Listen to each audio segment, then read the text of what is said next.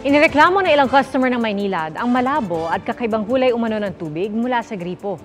Pinaiimbestigahan na ito ng Maynilad, sabay paalalang huwag inumin ang madilaw na tubig. Saksi si Bernadette Reyes. Ano naman po, parang may kalawang siya yung kulay, may yung malabo na may kalawang. Yun mapula nga. Sabi nga ng apo ko, nay, huwag mo akong hugas sa akin. Yun, maiti, mapula. Ay, ano ba yun, ma-brown, madumi raw. Yan ang reklamo ng ilang sineserbisyohan ng Maynilad sa lungsod ng Valenzuela kahapon matapos mag-iba ang kulay ng tubig sa kanilang mga gripo. Paliwanag ng Maynilad dahil yan sa pagtaas ng level ng mineral na manganese sa tubig mula sa Angat Dam.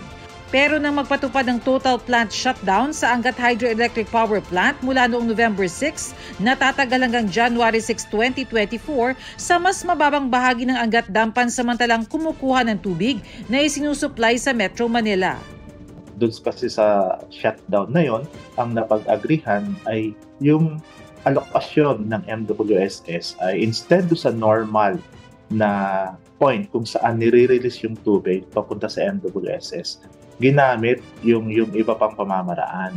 At isa dun sa pamamaraan na yon, yung tinatawag na low-level outlet. Pag mas malalim, syempre, mas maraming deposit yon ng mga minerals.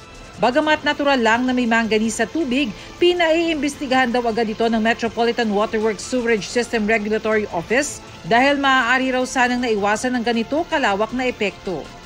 Dapat po sa simula pa lang naagapan na at naayos na po nila at na-increase na po nila ang kanilang dosage or nagawa na nila ng paraan para po hindi po maapektuhan ang ating mga consumers.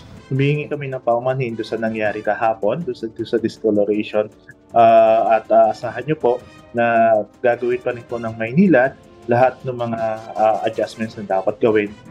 Ayon sa Maynilad, naayos na nila ang problema sa water discoloration kahapon. Pero kung makararanas pa rin daw ng manilaw-nilaw na tubig mula sa mga gripo, hayaan lang daw na dumaloy ang tubig ng ilang minuto hanggang sa luminaw ito.